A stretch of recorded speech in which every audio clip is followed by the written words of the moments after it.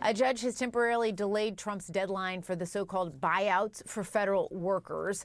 A hearing is scheduled on that tomorrow afternoon. In the meantime, Vice President J.D. Vance weighing in on the legal roadblocks that the administration is encountering, posting on X today, quote, judges aren't allowed to control the executive's legitimate power.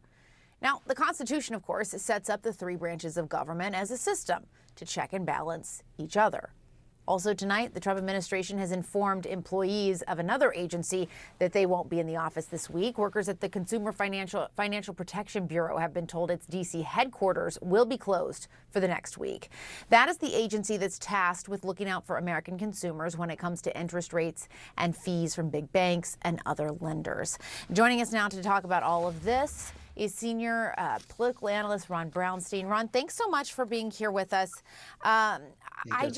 It's good to see you. I want to kind of zoom out for a second because we're getting new information about these tariffs, which I do want to touch on. But the Trump administration believes and has been very clear that they have a mandate to dramatically reshape the federal government, that all of these moves that they're making right now are targeted at that and that they're all connected. The question, though, is about how they're doing it and if it's legal and if it's constitutional. Right, exactly. I mean, look, every president who wins claims a mandate. You know, Donald Trump did win. He won all the swing states. He didn't get over a majority of the vote again, although he did win the popular vote for the first time. I mean, I think there are two ways to interpret what J.D. Vance was saying in that tweet. The relatively more benign interpretation, and I say relatively, is that he was signaling to the Republican appointed justices on the Supreme Court the way he wants them to interpret these suits when they, the most important of them, inevitably get to them. And they, in fact, have taken a pretty broad view of executive power in the past. The more ominous interpretation of what he was saying is that he was repeating something he had said several years ago on a podcast, which is that Trump, if reelected, should simply ignore judicial decisions. In fact, in that podcast back in 22, I believe, J.D. Vance quoted the famous, maybe apocryphal quote from Andrew Jackson about John Marshall, who created the idea of judicial review, the Supreme Court Chief Justice, you know, and Andrew Jackson supposedly reacted to a ruling by saying John Marshall had made his decision, now let him enforce it.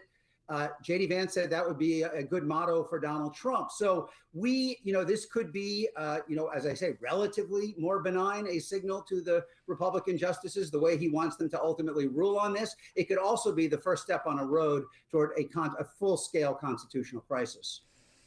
And so then we have the Elon Musk of it all, right? And his role in all of this. There are concerns about the unprecedented access that he and his team have, what they're doing with that information, how secure it might be.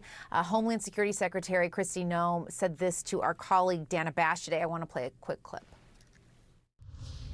I remember a time when Republicans were very careful about and worried about the government, particularly unelected people. Well, we can't trust our government anymore. Having access to personal data. Yeah.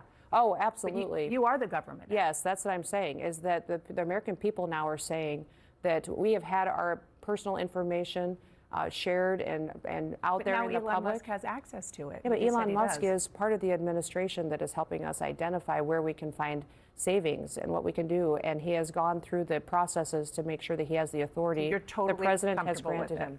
I am today by the work that he's doing by identifying waste, fraud, and abuse. And I guess the question here, Ron, is what do the American people think? You know, and if they're okay with it, that's one thing. And if they're not, that's another thing. You know, we don't really have great reads on this yet, but I'm guessing that most Americans are not going to be that comfortable with the idea of an unelected billionaire whose profile really is someone who is at his best disruptive and erratic. I mean, nobody thinks of Musk as kind of a pillar of stability, rummaging around the plumbing of the federal government and having access to their private financial and medical records, perhaps. I just think that is more than most people are going to be comfortable with. And, it fits what we were just discussing at the outset here, Jessica, which is that, Trump is taking this win to mean that he can push as far in any direction that he talked about during the campaign. And it's pretty clear, both in the confirmation votes and otherwise, that Republicans in Congress are not going to put up even as much resistance to him as they did in his first term, which wasn't that much to begin with. So you're really left with the courts. And ultimately, even though they are losing a lot of these early cases, at the end of the line of all of these cases are 6 Republican appointed justices. I was thinking today, in looking at these early decisions, think back to the immunity case with Donald Trump and how emphatically lower courts rejected his arguments. And then John Roberts wrote a decision that not only gave him everything he asked for, but ultimately even more than that.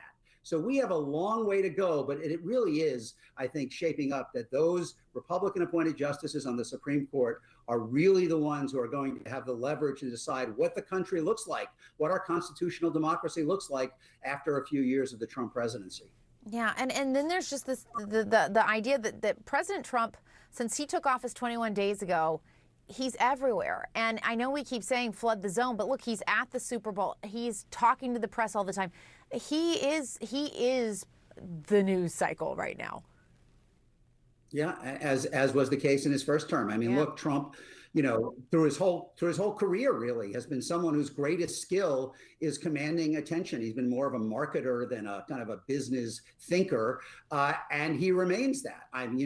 Setting up 10 cities in Guantanamo as a way of signaling that he is serious about his deportation drive, even if we don't know yet whether he's ultimately going to deport more people than, for example, Obama did in his first term.